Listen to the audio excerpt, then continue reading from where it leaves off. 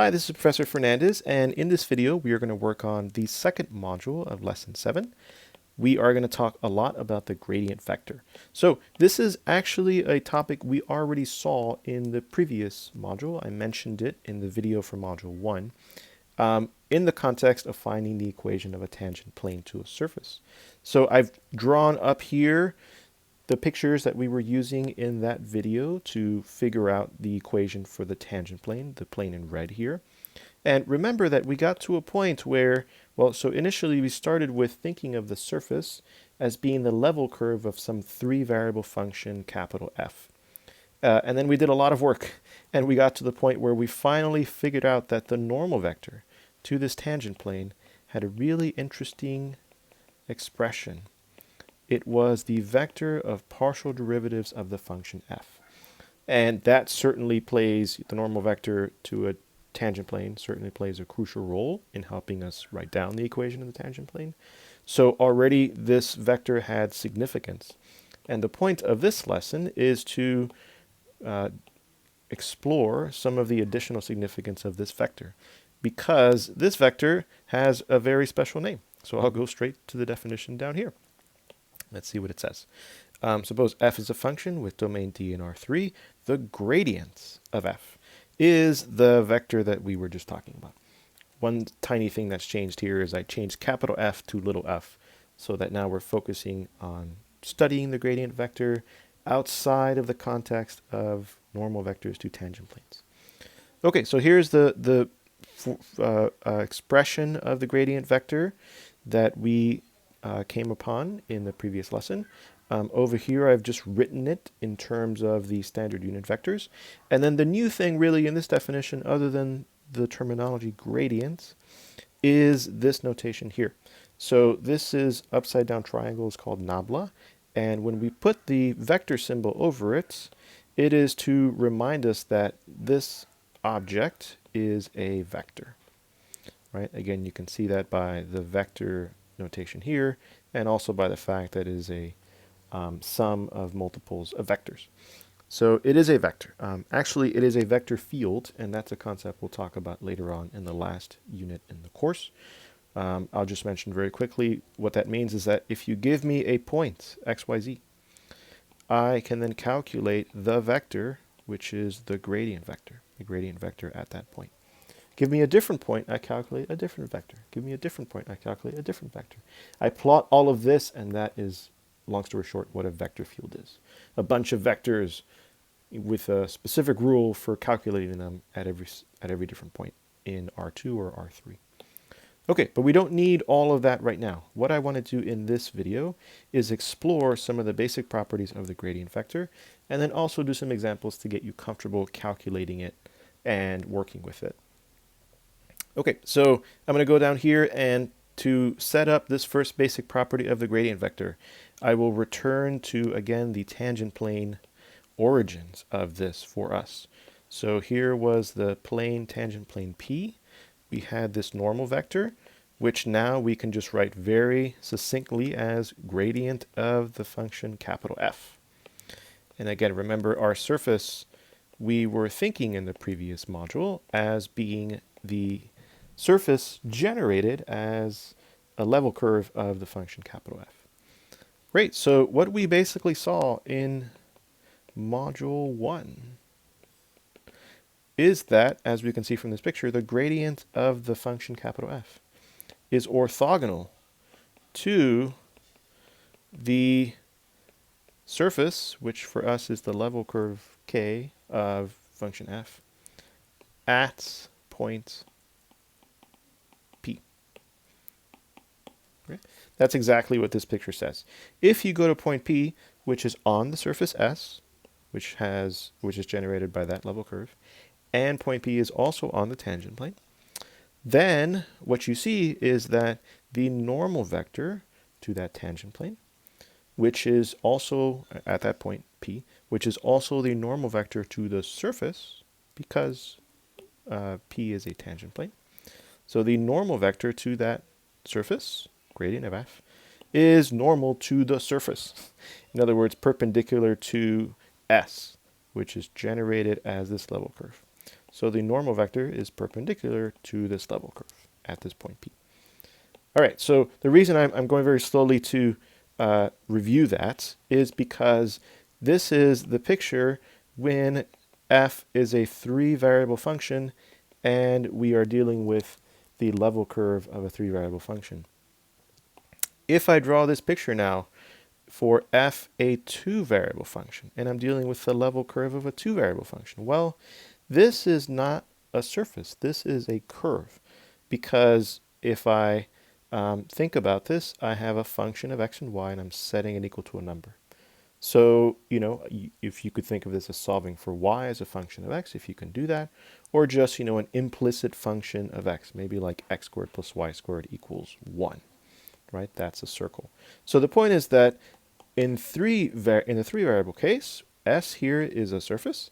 In the 2-variable case down here, the quote S is a curve.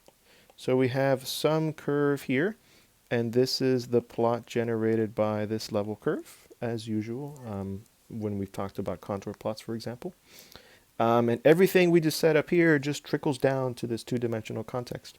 The gradient of capital F here now becomes the gradient f sub x, f sub y. It only has 2 components because f only has 2 variables. And then this fact again tells us if we go to the point P, what used to be the tangent plane up here that we were working with is now the tangent line to P. And then this fact tells us that the gradient of f is perpendicular to what used to be our surface and what is now our curve. So the gradient is perpendicular to this curve at P. So that is gradient of f. So that gets us down to this fact, which is exactly what I've said earlier. So the gradient vector at a point P, gradient of f at AB, is orthogonal to the level curve f of x, y equals c, passing through the point P. Great. So one thing I want to do is actually I want to do an example which will illustrate all of this and help us to get better acclimated with the gradient. So suppose I have a function x squared plus y squared. This is essentially the same paraboloid that we talked about in the previous module's video. And then what am I going to do with it? I'm going to consider, as before, the points 1, 1, 2. And then first thing I want to do is I want to show you how to calculate the gradient of f at this point 1, 1. Well, so from our definition, it's just the partial derivative with respect to x at 1, 1 and the partial derivative with respect to y at 1, 1 expressed as a vector.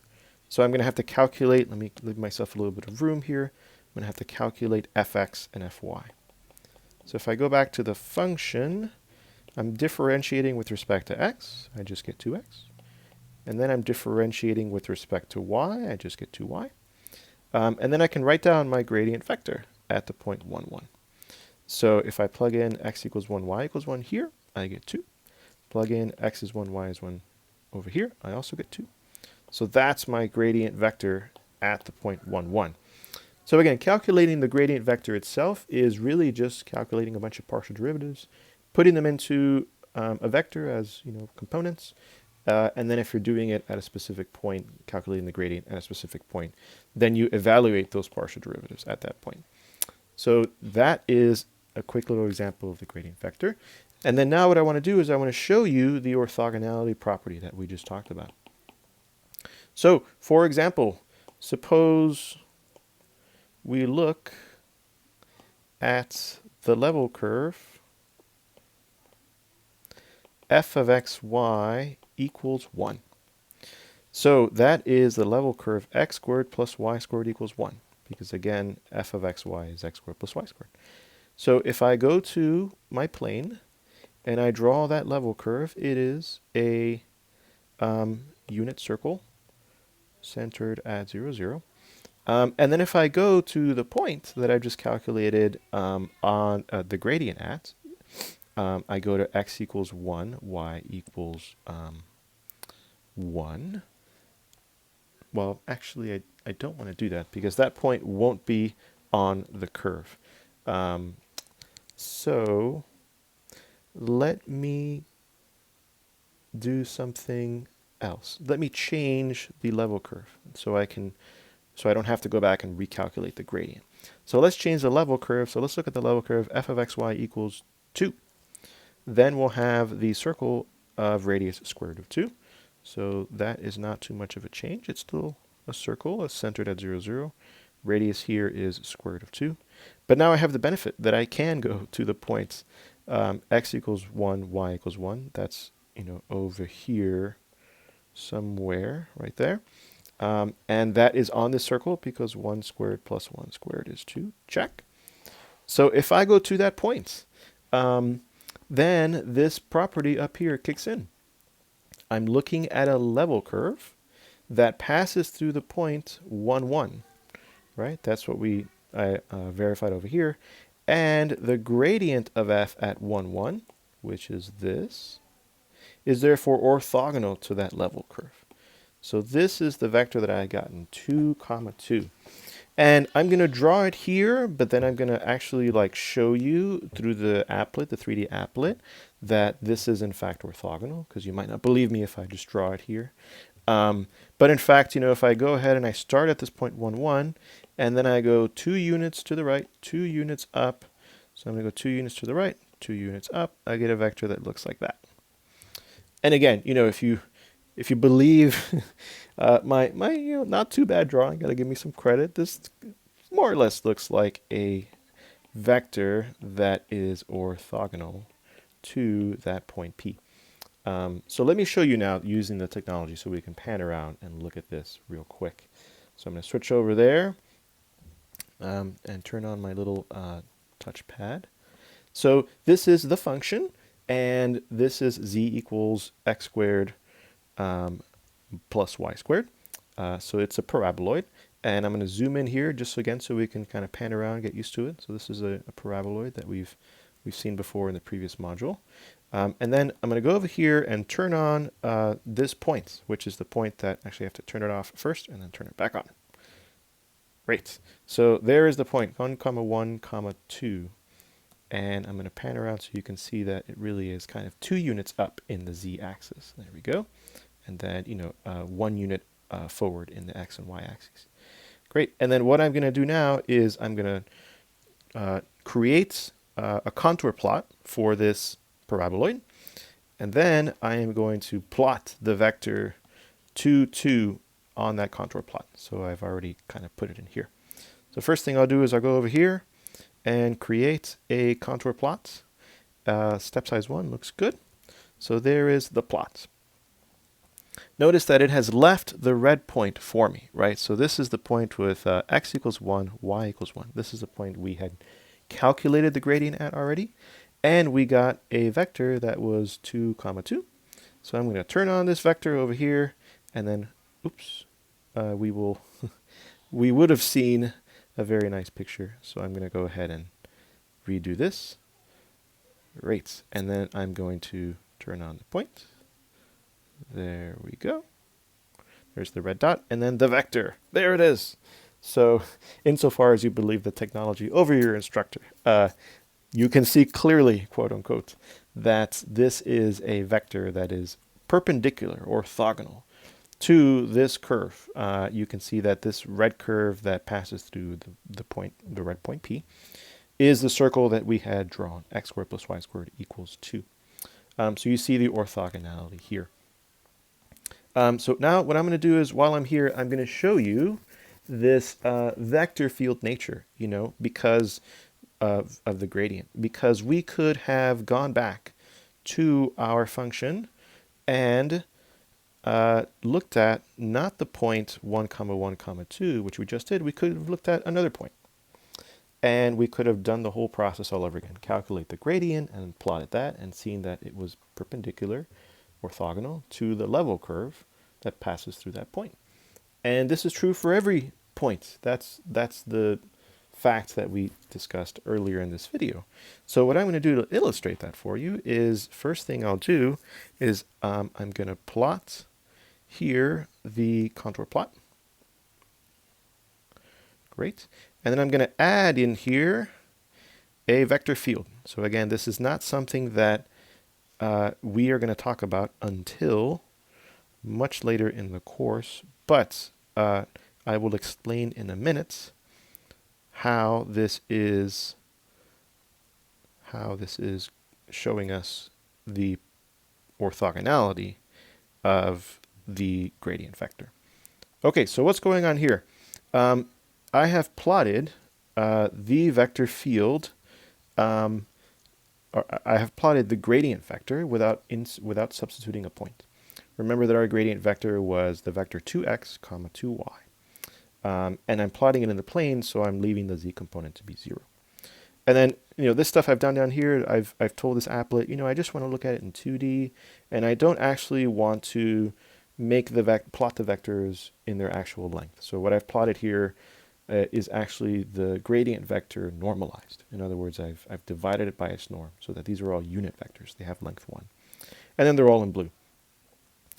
You can see that, I'd have to play around with the numbers to get the system to actually evaluate the gradient vector at the point x equals 1, y equals 1, to get a vector, the vector that we had seen earlier, at the points, the red dots.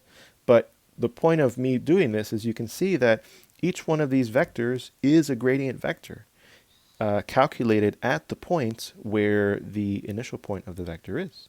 And these red circles are some of the contour plots of the function.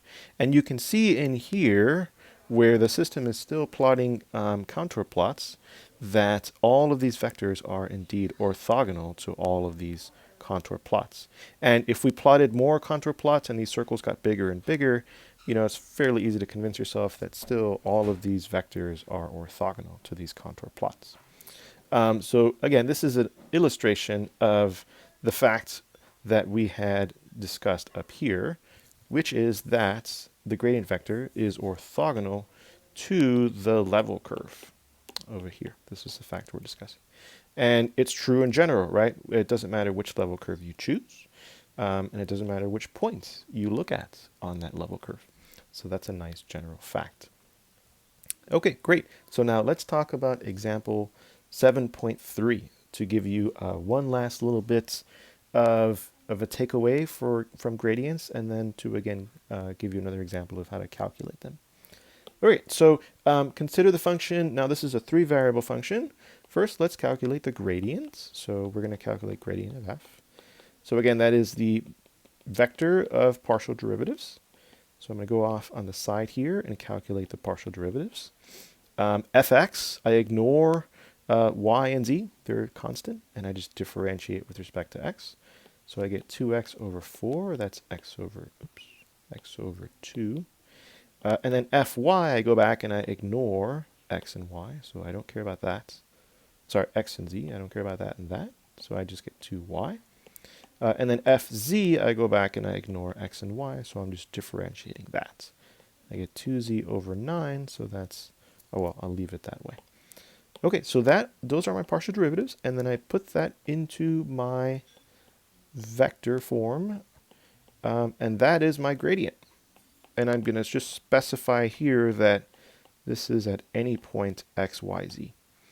So then you again see the quote vector field nature of this. You give me a point, I will calculate a vector of numbers, and then I can go to that point you gave me and plot that vector. Give me a different point, I calculate a different vector. At that different point, I can plot that vector. Great, so number 2. I say use your result from A, so this should say use your result from number 1 to find the equation of the tangent plane to this level curve of f at the point this. Okay, so what do we do? Well, this goes back a little bit to the concepts and derivation we had done in the first video. Remember there again that if we're looking at the level curve, or level surface in this instance, to a function capital F of 3 variables, then the tangent plane is the gradient of this function dot the usual vector that tells us that we construct from knowing the points P that the plane is that the point P of tangency of the plane. So we are given all the information we need, and we've calculated everything more or less. We need to evaluate the gradient vector. This is the point that we want to calculate the tangent plane at. So that's going to serve as our x naught, y naught, and then z naught. And then now we have to calculate the gradient of the function. Capital F is f in little f in this case. We have to calculate the gradient at -2, 1, and -3. So why is capital F the same as little f in this case? Well, this is the level surface that we are calculating the tangent plane to. And the left-hand side of that level surface is f of xy. So I can rewrite this as f of x, y, z equals 3. So you can see that just like what we were doing in the previous lesson, we were thinking of the surface we want to calculate the tangent plane to as being generated by the level curve of capital F. In this example, we have a level surface generated by the function little f. So we are going to go back down here and then just calculate this gradient. We've already calculated the gradient at any point x, y, z. We want the gradient at this point, so I'm just going to substitute those x, y, z values in there. So I get -2 divided by 2, so -1. And then I get 1 times 2, so that's 2. And then I get -3 times 2 divided by 9, so a little simplification there gives us -2/3. And I'm going to dot product this again and simplify these things a little bit. X plus 2, y minus 1, z plus 3. And then finally I calculate my dot product. So I get minus x plus 2, plus 2, y minus 1, and then -2/3, z plus 3 equals 0. So this is the tangent plane at the points -2, 1, -3 to the level surface that we were given, z² / 9 equals 3. Before I show you what this looks like, just a quick comment, what is this level surface? Well, think about it this way. If it was this would be the equation of a sphere with radius √3. But it isn't. It's being divided by 4 in x, and it's being divided by 9 in y. So that makes it what's called an ellipsoid. Ellipsoid. Just like, if I was looking at the equation of a circle here, it'd be a circle of radius √3. But once I start dividing, x² and y² by numbers, I get an ellipse. So an ellipsoid is like a 3D version of an ellipse. A 3D version of a sphere. Well, yes, it is a 3D version of an ellipse, but the intuition I want you to have also is that it's like a sphere that's been flattened along along one of the axes or more, or elongated along one of the axes or more. So with all that in mind, let me show you what this ellipsoid looks like, and then plot this tangent plane. So let's go to the technology. Great, so I'm going to turn this off, actually get rid of it, don't need it. And I'm also going to turn this off, and the vector, turn everything off. And then I'm going to plot here my ellipsoid. So there's the ellipsoid, and I don't need the level curve, so let's take that off. So there's the ellipsoid. Like I mentioned, it looks like a sphere that's been, flattened in one direction. So this one has a very large extent in z. It goes from about a little beyond 3 in x, and it is skinniest, if you will, in the y direction. It goes only from about a little before 2 to 2. So that's the ellipsoid. And then over here, I have put in the equation of the tangent line. So first, let me put up the points, the tangent plane. Put up the points. So the point that we're finding the equation of the tangent plane to is down there. X is -2, y is 1, and then z is -3. And then let's turn on now the equation of the tangent plane that we just derived. Okay. So there it is. It appeared. So that is the plane that is tangent to the red dot. So, again, the system is plotting only so much of it based off of what I'm telling it to plot for x, y, and z, but it's plotting enough of it for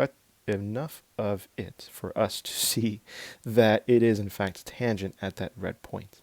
It is a plane, so it continues on forever. But this has just been, again, an illustration of how the gradients shows up in a few different ways in what we've been doing and what a simple property of the gradient is. And then we've talked a little bit about vector fields also, so that is something that we'll talk more about in the last unit. So to do a very, very quick recap here, let me go back to the first page where all this started. We, in the previous lesson, previous modules, video, had talked about a vector that had the form fx, fy, fz, a vector of partial derivatives. That ended up being crucial because it was the normal vector to the tangent plane generated by this level curve of function capital F. So that led us to here. In this video, we call this specific vector the gradient. So that vector has significance, and then we saw some new notation for it. Then we realized, going back to that original picture, that this property in 3 dimensions trickles down in 2 dimensions to a property of the orthogonality of the gradient vector with respect to level curves. And that got us over here. So then we did a few examples to illustrate this. And then the only other takeaway that I would mention that came up from that example is, again, that the gradient vector is a vector for sure, and it is a vector that is calculated at a specific point. So you give me a point in R3, I calculate the partial derivatives, and then I get some numbers. I plot that vector at that point. So again, if I have a point, I plot a vector. Have another point, plot another vector. Have another point, plot another vector. So this does bring up the idea that, if I'm looking at a level surface, maybe the level here that I'm looking at is f of x, y equals 10, and I pick a point, I can plot the gradient vector there. Maybe it points in this direction, I don't know. If I pick a different level of this function, maybe this is f of x, y equals 100, and I pick a point over here and I plot the gradient vector, right? A question is there a way for me to know, I know the gradient vector is orthogonal, is there a way for me to know whether it points this way or whether it points that way? Also at this point, without actually calculating it, giving you the function and calculating the gradient vector, how do I know that it points this way or that way? Right? I mean, all we've said so far is that it is orthogonal to the curve. So without having given you the equation of f, how can I know, in some sense, before I do anything, whether it points in that way or that way? And the answer has to do with actually a new concept that we will talk about in the next module. So I'll see you in that next video, and we will return to this little picture where I talk about paths of steepest descent.